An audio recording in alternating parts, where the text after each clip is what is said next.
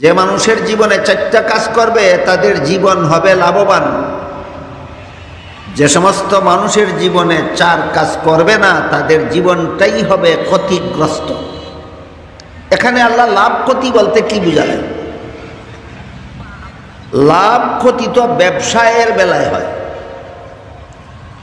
কোনো মানুষ অল্প মূল্যে জিনিস কিনে বেশি মূল্যে বিক্রি করে, অতিরিক্ত মূল্যটা তার লাভ হয়।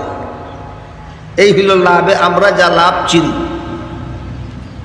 কোনো মানুষ যদি অল্প মূল্যে জিনিস কিনে আর বেশি মূল্যে বিক্রি করে তাহলে অতিরিক্ত মূল্যটা তার কি হয়?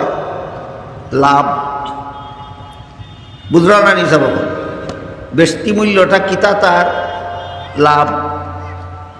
আল্লাহ যে এখানে বললেন অধিকাংশ মানুষ ক্ষতিগ্রস্ত, শুধুমাত্র অল্প সংখ্যক কিছু মানুষ লাভবান। এখানে আল্লাহ ক্ষতি লাভ বলতে কি বুঝালেন? এখানে আল্লাহ ক্ষতি আর লাভ বলতে বুঝালেন যেমনভাবে দুনিয়ার ব্যবসায়ের মধ্যে বেচা কিনা আছে, বেশি মূল্যে বেচতে পারলে লাভ হয় আর কম মূল্যে বেচলে ক্ষতি হয়। ঠিক তেমনিভাবে দুনিয়াতে আল্লাহ পাক রব্বুল আলামিন প্রতিটি মানুষকে একটা পুঁজি দিয়া পাঠান। এই পুঁজিটার নাম হইল তার জীবন। দুনিয়াতে আল্লাহ মানুষকে একটা বেচা কিনার জন্য পাঠান এবং বেচা কিনার পুঁজিটা আল্লাহ নিজেই দিয়া দেন। আমার দেওয়া পুঁজি নিয়ে তোমরা দুনিয়া নামের বাজারে যাও এবং একটা জিনিস কিনে আসো। আমার পুঁজিটা ফুরাবার আগে আগে যদি যেই জিনিসটা কেনার জন্য তোমাদেরকে দুনিয়াতে পাঠালাম ওইটা যদি কিনে নিতে পারো তাহলে পুঁজি যাবে সীমিত আর মুনাফা আসবে অসীম। এদেরকে আল্লাহ বলেছেন এদের জীবন লাভবান। আর যাদেরকে আমি আল্লাহর দেওয়া পুঁজিটা ফুরিয়ে গেল কিন্তু যেই জিনিসটা কেনার জন্য তাকে দুনিয়াতে পাঠালাম ওইটা কিনতে পারলো না, এই মানুষটাকে আল্লাহ বলেছেন তার জীবনটা ক্ষতিগ্রস্ত। এখানে আমাদের মনে রাখা দরকার আল্লাহ পুঁজি হিসাবে আমাদেরকে কি দিয়ে দুনিয়াতে পাঠালেন? আমার জীবনের সময়সীমা। আমাকে যদি 50 বৎসরের জন্য দুনিয়াতে আল্লাহ পাঠিয়ে থাকেন, এই 50 বৎসরটা আমার একটা পুঁজি। আমাকে যদি আল্লাহ 80 বছরের হায়াত দিয়ে পাঠিয়ে থাকেন, 80 বৎসরের সময়টা আমার একটা ব্যবসায়ের পুঁজি। আমাকে যদি আল্লাহ 100 বছরের হায়াত দিয়া পাঠাইয়া থাকেন, আমার 100 বছরের জীবনটা হলো আমার একটা জিনিস খরিদের পুঁজি। তাইলে আমাদেরকে আল্লাহ দুনিয়াতে যে একটা পুঁজি দিয়া পাঠাইছেন এটা চিনলাম। পুঁজিটা কি? আমাদের সীমিত জীবন। বলেন পুঁজিটা কি? সীমিত জীবন। এবার আমরা বোঝার চেষ্টা করি কোন জিনিসটা কেনার জন্য আল্লাহ এই পুঁজিটা দিয়ে আমাদেরকে দুনিয়াতে পাঠালেন। সেই মর্মে আল্লাহ পাক রব্বুল আলামিন অন্য আয়াতে বলেন ইন্নাল্লাহা আশতারা মিনাল মুমিনিনা আনফুসাহুম ওয়া আমওয়ালাহুম বিআন্না লাহুমুল জান্নাহ। মর্ম হলো তোমার সীমিত জীবন পুঁজি ফুরাবার আগে আগে তুমি আমার জান্নাত কিনে নিবে, এই ব্যবসার জন্য তোমাকে দুনিয়াতে বানাইছে। মানুষকে আল্লাহ দুনিয়াতে পাঠাইছেন একটা ব্যবসায়ের জন্য, পুঁজি দিয়া দিছেন সীমিত একটা জীবন। এটা ফুরাবার আগে আগে যদি আমি আল্লাহর জান্নাতের কাস্টমার হতে পারি, এটা ফুরাবার আগে আগে যদি আমি আল্লাহর জান্নাত কিনে নিতে পারি তাহলে এই বেচা কিনায় হব আমি লাভবান। এখানে দুনিয়ার বেচা কিনার লাভের মতো লাভ নয়। এখানের লাভ ক্ষতির হিসাব হলো আল্লাহর দেওয়া পুঁজিটা তুমি চাইলেও ফুরাইয়া যাবে, না চাইলেও ফুরাইয়া যাবে। যাকে 50 বৎসরের জীবন দিয়া পাঠাইলেন 50 বৎসর পূর্ণ হলে তার পুঁজি শেষ। যাকে 100 বৎসরের জীবন দিয়া পাঠাইলেন 100 বৎসর ফুরাইলে তার পুঁজি শেষ। কাজেই আল্লাহর দেওয়া পুঁজিটা আমি চাইলেও ফুরাইবে, না চাইলেও ফুরাইবে।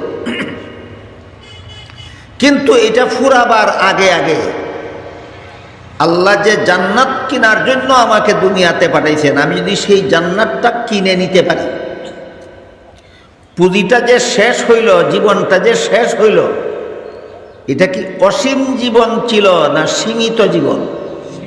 সীমিত জীবন। আর যে জান্নাতটা আমি কিনে নিলাম, সেই জান্নাতের জীবনটা কি হবে? সীমিত না অসীম? কাজেই যার সীমিত জীবন ফুরিয়ে গেল, এর বিনিময়ে অসীম জীবনের জান্নাতের খরিদ্দার হতে পারল, আল্লাহ বলেন এরাই লাভবান। বিষয়টা আপনাদেরকে বুঝাইতে পারলাম? সীমিত একটা জীবনের পুঁজি দিয়া আল্লাহ আমাদের প্রত্যেককে দুনিয়াতে পাঠান। ফুরাবার আগে আগে আমার জান্নাতের খরিদ্দার হতে হবে। যে পুঁজিটা দিয়া পাঠাইছেন এটা সীমিত, আর যে জান্নাতের খরিদ্দার হব আমি, সেই জান্নাতি জীবনটা হবে আমার অসীম। সুতরাং যার সীমিত জীবন ফুরাইল, পুঁজি ফুরাইল, কিন্তু যে জান্নাতি জীবন লাভ করলো সেটা কোনোদিন ফুরাবে না, সেটা হবে চিরস্থায়ী। এই ধরনের জীবন পুঁজির বিনিময়ে জান্নাতের খরিদ্দার যারা হতে পারে, আল্লাহ বলেন এরা জান্নাত কিনার বেচা কিনায় লাভবান। জান্নাত কিনার বেচা কিনায় লাভবান। আর যাদের জীবন পুঁজিটাও ফুরাইয়া গেল, জান্নাতের খরিদ্দারও হইতে পারে। পুঁজি থাকবে না ইচ্ছায় অনিচ্ছায় এক সময় ফুরাইয়া যাবে? পুঁজি ফুরাইয়া যাবে, তুমি জান্নাত কিনো আর না কিনো। এই জীবন পুঁজি দিয়া আল্লাহ তোমাকে দুনিয়াতে পাঠাইছেন জান্নাত কিনার জন্য। তুমি কিনলেও পুঁজিটা ফুরাইবে, না কিনলেও ফুরাইবে। তুমি যদি সীমিত জীবনের ভিতরে যদি জান্নাতটা না কিনো, তোমার পুঁজি ফুরাইয়া যাবে। কিন্তু পুঁজি সীমিত পুঁজি গেল, লাভ মোটেও তুমি পাইলে না, জান্নাতি জীবনের নাম মাত্র তুমি পাইলে না। আল্লাহ বলেন তুমি হলে দুনিয়াতে সবচেয়ে বড় ক্ষতিগ্রস্ত। এমর্মে মুফাসসিরিন কেরাম তাফসীরের কিতাবে লিখেছেন, কতজন মানুষের কাছে আল্লাহ জান্নাতের কতটা বাড়ি বিক্রি করার জন্য তৈরি করে রেখেছেন। জবাব হলো, আল্লাহ যতটা মানুষ সৃষ্টি করেছেন ততটা বাড়ি আল্লাহ জান্নাতে রেডি করে রেখেছেন। যতগুলি মানুষ বানাইছেন জান্নাতে ততগুলি বাড়ি বানাইছেন। এমন একটা মানুষ আল্লাহ বানাইছেন না যার জন্য জান্নাতে কোনো বাড়ি বানাইছেন না। ফেরাউন নামের একটা মানুষ বানাইছেন, তার জন্য জান্নাতে একটা বাড়ি বানাইছেন। নমরুদ নামের একটা মানুষ বানাইছেন, তার জন্য জান্নাতে একটা বাড়ি বানাইছেন। আবু জাহাল নামে একটা মানুষ বানাইছেন, তার জন্য জান্নাতে একটা বাড়ি বানাইছেন। কিন্তু বানাইয়া ঘোষণা দিছেন, প্রতিটি মানুষের জন্য আমি জান্নাতে একটি করে বাড়ি নির্মাণ করেছি, বিনামূল্যে বিতরণ করার জন্য নয়, আমার কাছ থেকে কিনে নিতে হবে। জীবনের পুঁজিটা দিলাম কেনার জন্য, আর এই জীবন পুঁজিটা এবং জীবনের যত ধন সম্পদ উপার্জন করেছ সেইগুলি আমি আল্লাহর বিধান মতে খরচ করলেই তোমরা জান্নাতের কাস্টমার হবে, জান্নাতের খরিদ্দার হবে। আল্লাহ প্রতিটি মানুষের জন্য জান্নাতে একটি করে বাড়ি বানাইছেন, বিনামূল্যে দেওয়ার জন্য না জানমালের বিনিময়ে কিনে নেওয়ার জন্য? কিনে নেওয়ার জন্য। কিন্তু সব মানুষই কি জীবন পুঁজি ফুরাবার আগে জান্নাতের বাড়ি কিনে নেয়, না অনেকেই জান্নাতের বাড়ি না কিনেও দুনিয়ার থেকে বিদায় হয়? আপনারা কি জানেন? ফেরাউন কি জান্নাতের বাড়ি কিনে নিয়ে বিদায় হলো না না কিনে? নমরুদ, সাদ্দাত, হামান, আবু জাহাল, আবুল আহাব, ডক্টর আহমদ শরীফ, তার নামে জান্নাতে আল্লাহ বাড়ি বরাদ্দ করেছিলেন, পুঁজি দিয়া পাঠাইছিলেন দুনিয়াতে, কিনে আসো। এরা না কিনেই দুনিয়ার থেকে বিদায় হয়ে গেছে। এদের জীবন লাভবান না ক্ষতিগ্রস্ত? এই কথাটা বোঝাবার জন্য আল্লাহ জীবন পুঁজির কসম খাইছেন। ওয়াল আসরি বলে, আমি যে কথা বলতেছি এই কথার সাক্ষী অতীতের ইতিহাস। ফেরাউনের ইতিহাস পড়ে দেখো, সে এই জান্নাত কিনার ব্যবসায়ে ক্ষতিগ্রস্ত। নমরুদের জীবনের ইতিহাস পড়ে দেখো, সে জান্নাত কিনার ব্যবসায়ে ক্ষতিগ্রস্ত। আবু জাহালের জীবনের ইতিহাস পড়ে দেখো, সে জান্নাত কিনার ব্যবসায়ে ক্ষতিগ্রস্ত। আবুল আহাবের জীবনের ইতিহাস পড়ে দেখো, সে জান্নাত কিনার ব্যবসায় ক্ষতিগ্রস্ত। এবার বুঝতে পারলেন জীবনের কসম খাইলেন কেন?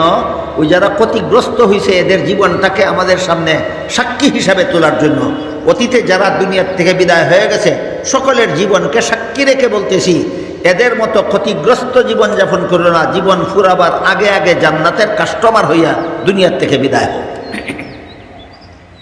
এবার বলেন, ফেরাউন, নমরুদ, কারুন, হামান, সাদ্দাত, আবু জাহাল, আবুল আহাব, এদের নামেও আল্লাহ জান্নাতে একটি করে বাড়ি রেডি করেছিলেন কিনা? রেডি করেছিলেন। এরা কি কিনে গেল দুনিয়ার থেকে? না কিনে গেল, না কিনে গেল।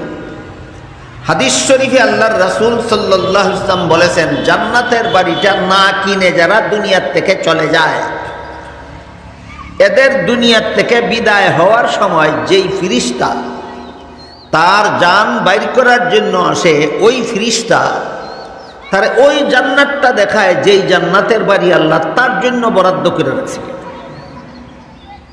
তাহলে ফেরাউনের মরণকালে আল্লাহ ফিরিস্তা তার একটা জান্নাত দেখাইছে, কোনটা? যেটা আল্লাহ তার জন্য বানাইছিলেন। নমরুদের মরণকালে ফিরিস্তা তার একটা জান্নাত দেখাইছে, কোনটা? যেটা আল্লাহ তার জন্য বানাইছিলেন। আবু জাহালের মরণকালে ফিরিস্তা তার একটা জান্নাত দেখাইছে, কোনটা? যেটা আল্লাহ তার জন্য বানাইছিলেন। দেখাইয়া বলে, জান্নাতের এই বাড়িটা আল্লাহ তোমার জন্য বানাইছিলেন, আর এই বাড়িটা কিনে নেওয়ার জন্য তোমাকে দুনিয়ার বাজারে পাঠাইছিলেন জীবন পুঁজিটা দিয়া। বাজারের রং তামাশায় তোমার পুঁজি বিলীন করে দিয়েছ, পুঁজি শেষ, কিন্তু এই জান্নাতের বাড়িটা তুমি কিনতে পারছো না। এই জন্য আজকের থেকে এই জান্নাতের বাড়ি তোমার নামে আর বরাদ্দ রইল না, এই বাড়িটা তোমার নাম থেকে খারিজ করে দাও। রাসূলের এই কথাটা বুঝে থাকলে বলেন, ফেরাউনের নামে বরাদ্দ করা বাড়িটা আজব তার নামে বরাদ্দ আছে না ক্যান্সেল হয়ে গেছে? নমরুদের নামের বাড়ি বরাদ্দ করা বাড়ি ক্যান্সেল হয়ে গেছে। আবু জাহালের নামে বরাদ্দ করা জান্নাতের বাড়ি ক্যান্সেল হয়ে গেছে। আবুল আহাবের নামে জান্নাতের বরাদ্দ করা বাড়ি ক্যান্সেল হয়ে গেছে।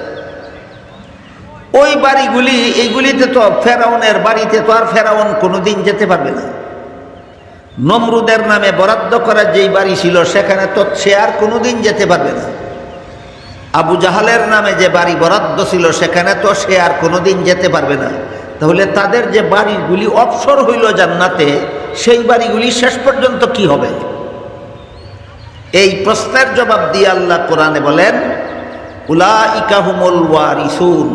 হে মুমিন মুসলমানেরা, তোমরা যদি তোমাদের নামে জান্নাতের বরাদ্দ করা বাড়িটা কিনে নাও মরণের আগে আগে, তাহলে যারা মরণের আগে আগে তাদের নামের বরাদ্দ করা জান্নাতের বাড়ি কিনল না, তাদের বাড়িটাও আমি তোমাদেরকে দিয়ে দিব বোনাস। ফেরাউনের জান্নাতের বাড়ি আপনারা বোনাস পাবেন, নমরুদের জান্নাতের বাড়ি আপনারা বোনাস পাবেন। নিজেরটা কিনলে না কিনলে? দোকানও কোনো জিনিস কিনলে নি একটা ফাও দেয় না কিনলে? ও আপনাদের বাড়িটা যদি কিনে নেন, যারা কিনল না তাদের বাড়ি আল্লাহ ঘোষণা দিয়েছেন আপনাদেরকে বোনাস দিয়া দিবেন। বোনাসটা পরে নেওয়ার চিন্তা করি, আগে নিজের বাড়িটা কিনার চিন্তা তো করা দরকার। কারণ আমার নামে জান্নাতে যে বাড়ি বরাদ্দ আছে এটা আমি কিনলে আমি ওদের বাড়ি বোনাস পাব। তাই আমার জান্নাতের বাড়িটা আমি কিভাবে কিনে নিতে পারি এর বিবরণ দিয়া আল্লাহ পাক রব্বুল আলামিন বলেন, ইন্নাল ইনসানা লাফি খুসরিন ইল্লাল্লাযীনা আমানু ওয়া আমিলুস সালিহাতি ওয়া তাওয়াসাউ বিল হাক্কি ওয়া তাওয়াসাউ বিস সবর।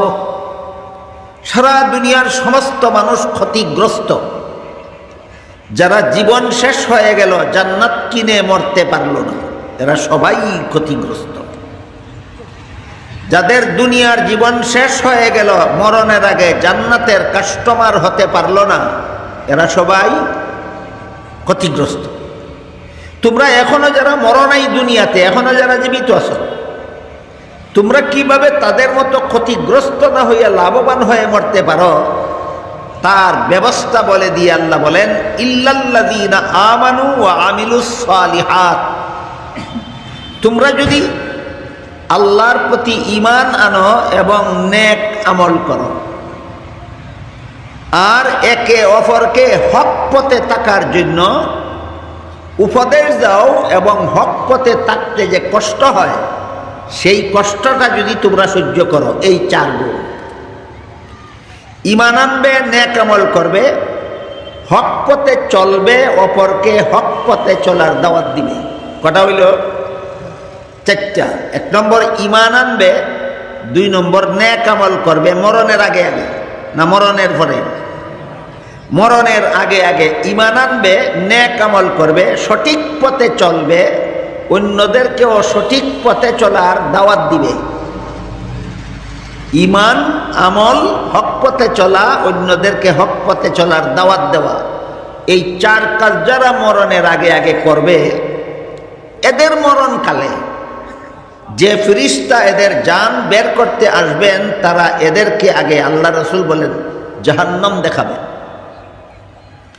জাহান্নাম দেখাইয়া ফেরেশতা বলবেন, তুমি যেহেতু তোমার পুঁজি ফুরাবার আগে আগে যেই জিনিস কেনার জন্য আল্লাহ তোমাকে দুনিয়াতে পাঠাইছিলেন সেই জিনিস তুমি কিনে নিয়েছো। কত কাজের দ্বারা আমি জান্নাত কিনে নিলাম? 4 কাজের দ্বারা। ঈমান, আমল, হক পথে চলা, হকের দাওয়াত দেওয়া। ঈমান, আমল, হক পথে চলা, হকের দাওয়াত দেওয়া, 4 কাজের দ্বারা তুমি যেহেতু জান্নাত কিনে দিয়েছো, তাই এই যে জাহান্নাম আল্লাহ বানাইছিলেন, এই জাহান্নাম দিয়া তোমাকে জ্বালাইবেন না, এই জাহান্নাম থেকে তোমাকে মুক্তি দেওয়া হলো।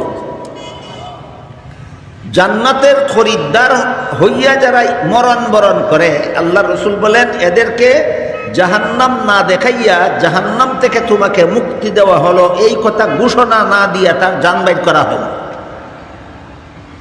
যারা জীবন ব্যবসায় লাভবান, এদের মরণকালে জাহান্নাম দেখানো হয় কেন? এটার থেকে যে তুমি মুক্ত, এই কথাটা ঘোষণা দেওয়ার জন্য, তাকে জানাবার জন্য। এই জাহান্নাম থেকে আল্লাহ তোমাকে মুক্তি দান করেছেন। তারপর ফেরেশতা তার ওই যে তার জন্য জান্নাতে যে বাড়িটা বরাদ্দ ছিল, ওই বাড়িটা আগে তারপরে দেখাইয়া বলে, জান্নাতে এই বাড়িটা আল্লাহ তোমার জন্যই বরাদ্দ করেছিলেন। দুনিয়ার সীমিত জীবন ফুরাবার আগে আগে এই 4 কাজের মাধ্যমে তুমি তোমার জান্নাতের বাড়িটা কিনে নিয়েছো।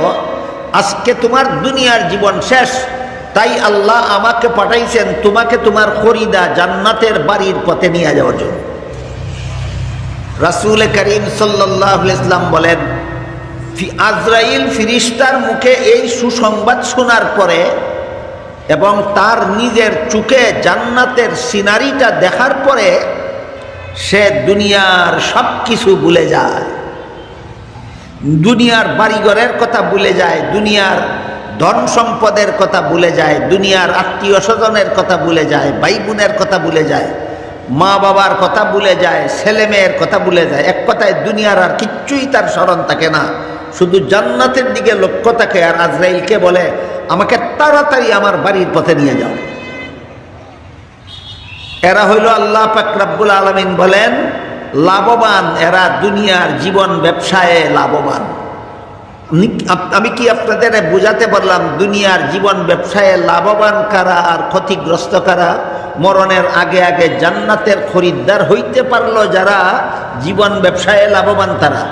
মরণের আগে আগে যারা জান্নাতের খরিদ্দার হইতে পারলো না, এরা হইল সবচেয়ে বড় ক্ষতিগ্রস্ত। লাভবান হওয়ার জন্য আল্লাহ যে 4 কাজের তালিকা দিয়েছেন, এর মধ্যে প্রথম কাজ হইল ঈমান আনতে হবে। ঈমান 1 নম্বর কাজ হইল ঈমান আনা, 2 নম্বর কাজ হইল নেক আমল করা, আমল ভালো করা, 3 নম্বর কাজ হইল হক পথে চলা। হক পথে চলার জন্য কিছু কষ্ট আছে, এগুলি সহ্য করতে হয়। হক পথে চলার কষ্ট সহ্য করার 3টা পদ্ধতি আছে। একটা হইল আল্লাহর ইবাদত বন্দেগী করতে যে সামান্য কষ্ট হয়, এটা সহ্য করতে হবে। 2 নম্বর গুনাহ থেকে বিরত থাকার জন্য যে কষ্ট হয়, ওই কষ্টটা সহ্য করতে হবে। 3 নম্বর হলো দুনিয়ার জীবনযাপনে যে বিপদ আপদ আসে, এই বিপদ আপদের কষ্ট সহ্য করতে হবে। 3 প্রকারের কষ্ট সহ্য করতে হয় হক পথে চলার জন্য। দুনিয়াতে হক পথে চলার জন্য কত রকমের কষ্ট সহ্য করতে হয়? 3 রকমের কষ্ট সহ্য করতে হয়। একটা ইবাদত বন্দেগী করার কষ্ট, একটা গুনার কাজ না করার কষ্ট, আর একটা দুনিয়ার বিপদ আপদের কষ্ট। মনে থাকবে চিরজীবন। এই 3 প্রকারের কষ্ট সহ্য করে যারা হক পথে অটল থাকে, ইল্লাল্লাযীনা আমানু ওয়া আমিলুস সালিহাতি ওয়া তাওয়াসাউ বিল হক, হক পথে চলবে, অপরকে হক পথের উপদেশ দিবে। ওয়া তাওয়াসাউ বিস সবর, হক পথে চলার জন্য যে 3 প্রকারের কষ্ট করতে হয়, ওই 3 প্রকার কষ্ট করতে রাজি হবে। আমি আপনাদের জিজ্ঞাসা করি, যদি আমার কথাগুলি বুঝে থাকেন, আমি জান্নাতের খরিদ্দার হওয়ার জন্য আল্লাহ 4টা কাজের দায়িত্ব দিয়েছেন। 1 নম্বর আমি ঈমান আনব, 2 নম্বরে আমি নেক আমল করব, 3 নম্বরে আমি হক পথে অটল থাকার কষ্ট সহ্য করব। কতভাবে? 3 ভাবে। একটা হলো ইবাদত করার কষ্ট, আরেকটা হলো গুনার কাজ না করার কষ্ট, আরেকটা হলো দুনিয়ার বিপদ আপদের কষ্ট। এরপরেও যদি কোনো মুসলমান 5 বেলা নামাজটা পড়তে যে পরিমাণ কষ্ট হয়, এই কষ্টটা যদি সহ্য করতে রাজি না থাকে, রমজান মাসে রোজা রাখতে যে পরিমাণ কষ্ট হয়, এইটুকু কষ্ট সহ্য করতে যে মুসলমান রাজি না থাকে, সুদ ঘুষ না খাইয়া থাকতে যে পরিমাণ কষ্ট হয়, এইটুকু কষ্ট যদি স্বীকার করতে কোনো মুসলমান রাজি না থাকে, দুনিয়ার অভাব অনটন অসুখ বেসুখের কারণে যত সামান্য কষ্ট হয়, এইটুকু কষ্ট সহ্য করতে যদি কোনো মুসলমান রাজি না থাকে, তাহলে সে লাভবানের পথে আছে না ক্ষতিগ্রস্তদের পথে আছে? তাহলে আমার সারা দিন সারা রাত কোরআনের তাফসীর শুননার লাভটা হইল কি? কোরআনে তো আল্লাহ এই কথাই বুঝাইলেন, তুমি ঈমান আনো, নেক আমল করো, হক পথে থাকার জন্য ইবাদত করার কষ্ট স্বীকার করো, হক পথে থাকার জন্য গুনাহ ছাড়ার কষ্ট স্বীকার করো, হক পথে থাকার জন্য সংসারের বিপদ আপদের কষ্ট স্বীকার করো। এটা হইল লাভের জীবন গড়ার 3 নম্বর দায়িত্ব। 1 নম্বর দায়িত্ব ঈমান আনা, 2 নম্বর দায়িত্ব নেক আমল করা, 3 নম্বর দায়িত্ব হক পথে থাকার জন্য 3 রকমের কষ্ট সহ্য করা। হক পথে থাকার জন্য কত রকমের কষ্ট? 3 রকমের কষ্ট সহ্য করা। একটা ইবাদত করার কষ্ট, একটা গুনাহ না করার কষ্ট, আর একটা দুনিয়ার জীবনযাপনে বিপদ আপদের কষ্ট, অভাব অনটনের কষ্ট, বেমার আজারের কষ্ট। 3 রকমের কষ্ট সহ্য করা, এটা হইল লাভবান জীবনকে লাভবান করার 3 নম্বর কর্মসূচি। বলেন তো 1 নম্বরটা কি?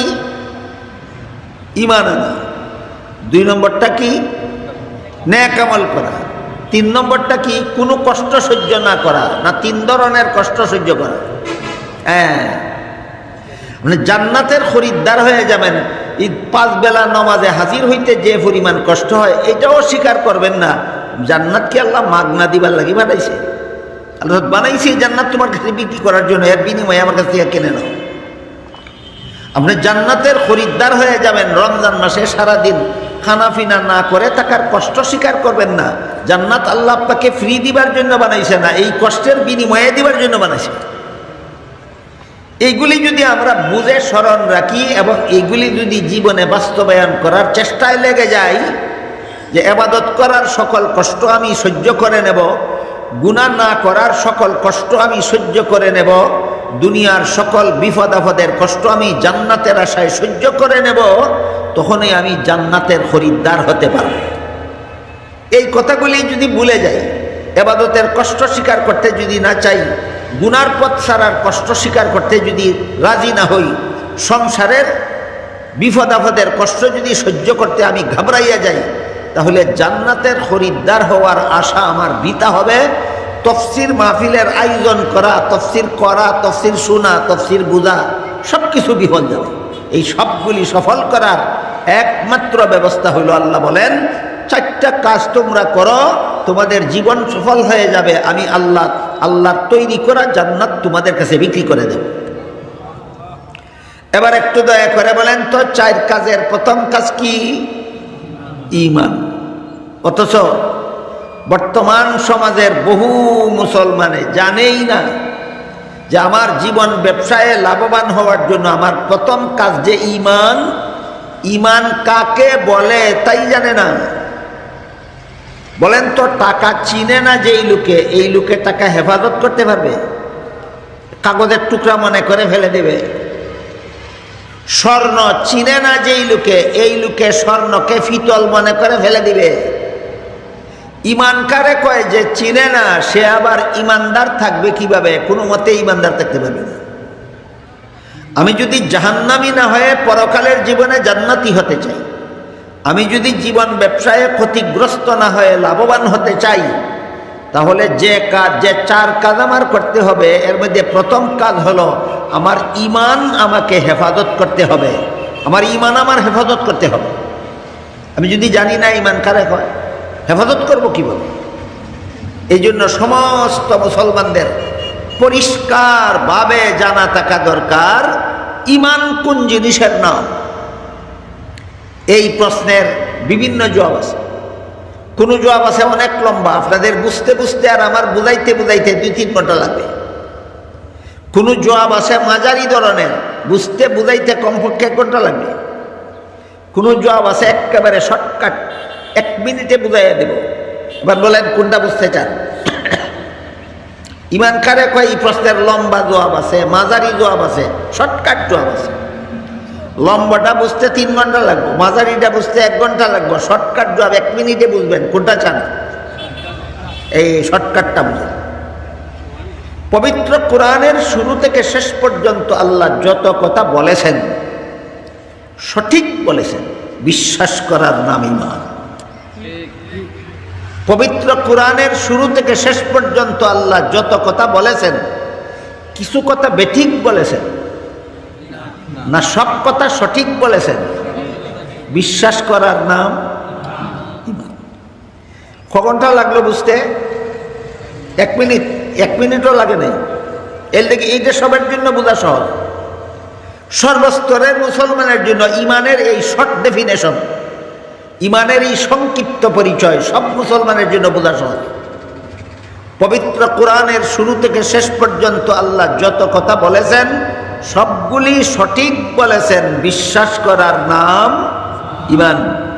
কোনো আল্লাহর কোনো কোরআনের কোনো কথার ব্যাপারে যদি কারো কোনো আপত্তি থাকে, এই কথাটা সঠিক হয়নি, ওই কথাটা বেঠিক হয়েছে, এই কথাটা ঠিক না বেঠিক সন্দেহ আছে, এই রোগে যারা ধরছে, কাঠরে উই ফুকায় ধরলে যেমন কাঠের অস্তিত্ব থাকে না, কোরআনের কোনো কথায় সন্দেহের রোগে যাদের অন্তরে ধরে, এদের অন্তরে ঈমানের অস্তিত্ব থাকে না। এর 2-1টা উদাহরণ শুনি, তারপরে বুঝবো আমরা সত্যই কি কোরআনের সব কথাকে সঠিক মনে করি। 2-1টা উদাহরণ আগে শুনি, তারপরে বুঝবো আমরা কি কোরআনের সব কথাকে সঠিক মনে করি। যদি দেখা যায় আমরা কোরআনের সব কথাকে সঠিক মনে করি, তাহলে আল্লাহর কসম আমার ঈমান আছে, কোনো সন্দেহ নেই। আর যদি দেখা যায় কোরআনের কোনো কথায় আমার সন্দেহ আছে, তাহলে ঈমান যে নাই তাতে সন্দেহ নাই। ঈমানের কোনো কথায় সন্দেহ থাকলে ঈমান আছে সন্দেহ নাই, না ঈমান যে নাই সন্দেহ নাই? ঈমান নাই সন্দেহ। এর একটা উদাহরণ বলি শুনেন। আল্লাহ পাক রব্বুল আলামিন পবিত্র কোরআনের সূরা আহজাবের 33 নম্বর আয়াতের শুরুতেই মুসলমান মহিলাদের সম্বোধন করে বলেন, ওয়াকারনা ফি বুয়ুতিকুন্না, হে মুসলমান মহিলারা তোমরা বসবাসের ঘরে থাকো। কি বলছেন? মুসলমান মহিলাদেরকে কোথায় থাকতে বলেছেন? বসবাসের ঘরে থাকো। এখন যদি আপনার মনে সন্দেহ দেখা দেয়, পুরুষরা পথে ঘাটে হাটে মাঠে শহরে বন্দরে যেখানে সেখানে ঘোরাফেরা করবে, মহিলারা বসবাসের ঘরে বসে থাকবে কোন যুক্তিতে? মেনে নিলেন না সন্দেহ করলেন? ইমানদার না বেঈমান? এমন বেঈমান কজন আছে আপনার দেশে? আবার চিন্তা করে দেখো, তুমি জান্নাতের খরিদ্দার না জাহান্নামের কাস্টমার? হায় হায় হায়, কি ওয়াজ করব, কারে ওয়াজ করব, কি বুঝাবো, কাকে বুঝাবো? জানার আর বুঝার অভাব নাই বর্তমান সমাজে, শুধু মানার অভাব। জানার অভাব নাই, শুধু মানার অভাব। বলেন জানার অভাব না মানার অভাব? শুধু মানার অভাব। লক্ষ লক্ষ মুসলমান নামদারি বাংলাদেশে আছে যাদের এই প্রশ্ন। পুরুষরা পথে ঘাটে, হাটে মাঠে, শহরে বন্দরে যেখানে সেখানে ঘোরাফেরা করতে পারে, মহিলারা বসবাসের ঘরে বসে থাকবে কোন যুক্তিতে? আছে কি এমন প্রশ্ন? আছে। এরা আল্লাহর কোরআনের কথা মেনে নিল না আপত্তি জানাইল? আল্লাহর কথায় আপত্তি জানানির নাম ঈমান না কুফুর? এটা কুফুরি মতবাদ। বাকি রইল আল্লাহ কোন যুক্তিতে বললেন, যুক্তিটা কি আমরা বুঝতে পারি? এটা আলাদা কথা। আল্লাহ কোরআনে মুসলমান জাতির জন্য যত বিধান দিয়েছেন, একটা বিধানও অযৌক্তিক দেননি। আল্লাহর সবগুলি বিধান চূড়ান্ত যুক্তিসম্মত। ইসলামের যাবতীয় বিধিবিধান সাধারণ যুক্তিসম্মত না সবগুলি বিধান চূড়ান্ত যুক্তিসম্মত? কিন্তু সমস্যা হইল আল্লাহর বিধানের যুক্তি বুঝার যোগ্যতা সকল পণ্ডিতের মাথায় থাকে না। হের মাথাত কোরআনের যুক্তি বুঝার যোগ্যতা নাই, হয় কোরআনের কথার যুক্তি নাই। কোরআনের কথার যুক্তি নাই না তোর যুক্তি বুঝার যোগ্যতা নাই। তাহলে আল্লাহ যে সূরা আহজাবের 33 নম্বর আয়াতের শুরুতেই মুসলমান মহিলাদেরকে বসবাসের ঘরে থাকার বিধান দিলেন, এর কোনো যুক্তি নাই। কিতাব বুঝলাম না কইলেন? যুক্তি নাই না চূড়ান্ত যুক্তি আছে? দেখি আমরা একটু যুক্তিটা নিয়ে বুঝতে পারি। আল্লাহ পাক রব্বুল আলামিন সৃষ্টিগতভাবেই মহিলাদের জীবনে 5টা আলাদা দায়িত্ব দিয়েছেন, যার একটা দায়িত্ব দুনিয়ার কোনো পুরুষে পালন করার যোগ্যতা রাখে না। মহিলাদেরকে আল্লাহ 5টা দায়িত্ব দিয়েছেন সংসার জীবনে, এর একটাও কোনো পুরুষে পালন করতে পারে না। বুঝে থাকতে বলেন মহিলাদেরকে কতগুলি আলাদা দায়িত্ব দিয়েছেন? 5টা। এর মধ্যে 1 নম্বর, প্রতি মাসে মাসে মাসিক ঋতুস্রাবের ঝামেলা সহ্য করার দায়িত্ব। কারে কারে দিছেন? শুধু মহিলাদের। 2 নম্বর, প্রতিটি সন্তান গর্ভে ধারণ করার দায়িত্ব। কারে কারে দিছেন? শুধু মহিলাদের। 3 নম্বর, প্রতিটি সন্তান প্রসবের কষ্ট সহ্য করার দায়িত্ব। কারে কারে দিছেন? শুধু মহিলাদের। 4 নম্বর, প্রতিটি সন্তানকে স্তনের দুধ পান করাবার দায়িত্ব। কারে কারে দিছেন? শুধু মহিলাদের। 5 নম্বর, সন্তান যতদিন পর্যন্ত নিজে নিজে চলাফেরা করতে না পারে ততদিন পর্যন্ত সন্তানের খাওয়ানি, পরানি, ঘুম পাড়ানি, পেশাব পায়খানা করানি, এক কথায় লালন পালনের দায়িত্ব মহিলাদেরকে দিছে। কটা হইল? 5টা। এখন বলেন, প্রতি মাসের 4 ভাগের 1 ভাগ সময় মাসিক ঋতুস্রাবে আক্রান্ত থাকাকালে হাটে ঘাটে, মাঠে শহরে বন্দরে, পথে ঘাটে থাকা সুবিধা না বসবাসের ঘরে থাকা সুবিধা? সন্তান গর্ভে নিয়ে খেতে খামারে পুরুষের কাঁধে কাঁধ মিলিয়ে কাজ করা সুবিধা না বসবাসের ঘরে থাকা সুবিধা? সন্তান প্রসবের সময় অফিস আদালত সুবিধা না বসবাসের ঘর সুবিধা?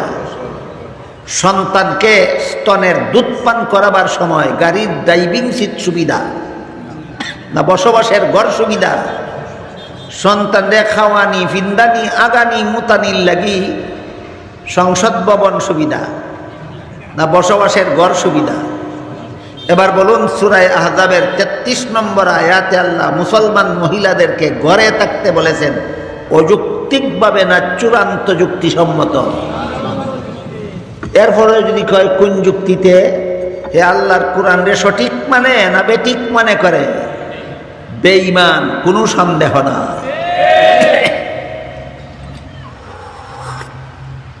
এমনিই জান্নাতের খরিদ্দার হইয়া যায়।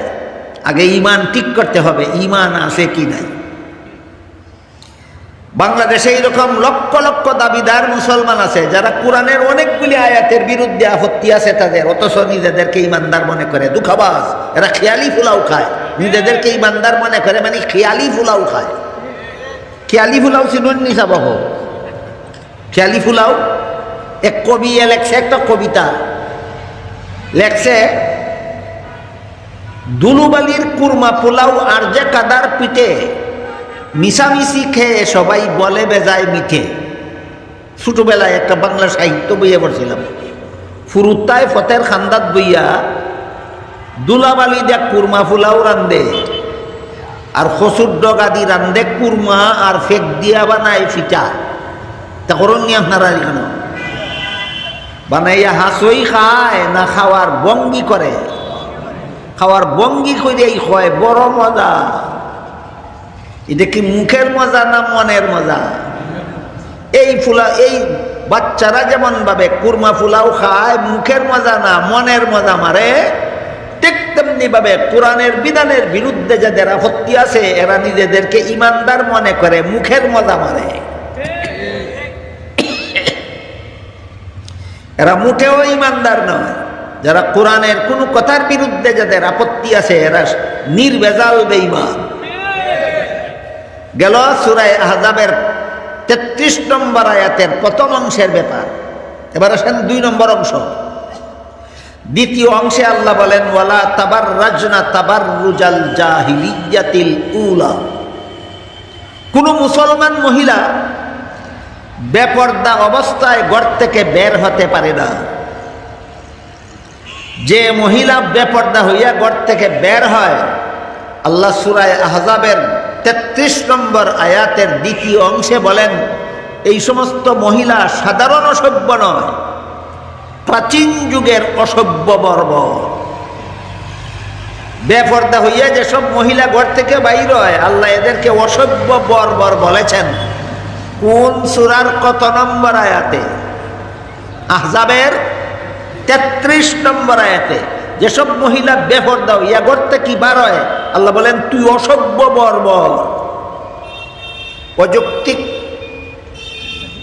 বেপর্দা মহিলাদেরকে আল্লাহ অসভ্য বর্বর বলেছেন, অযৌক্তিক। আল্লাহ অযৌক্তিক কোনো কথা বলেন? তাহলে এই কথার যুক্তি কি? বেপর্দা হইয়া বেরলে অসভ্য বর্বর কোন যুক্তিতে হয়? এবার এটা একটু বোঝার চেষ্টা করি।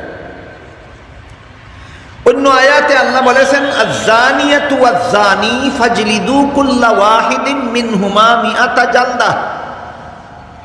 জিনাকারিনী নারী আর জিনাকার পুরুষ যদি অবিবাহিত হয় তাহলে 100 বেত্রাঘাত করো।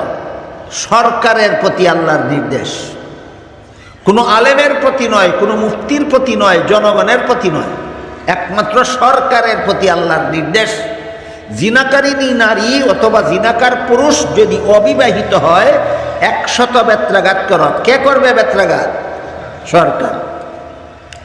যেই দেশের সরকার জিনাকারদেরকে 100 বেত্রাঘাত করে না, এই দেশে যত হাজার যত লক্ষ নারী পুরুষে জিনা করবে, সবগুলি জিনাকার পরকালে যে পরিমাণ শাস্তি ভোগ করবে, যেই সরকারে আল্লাহর বিধান প্রয়োগ করলো না একা সেই সরকারকে লক্ষ জিনাকারের শাস্তি পরকালে ভোগ করতে হবে।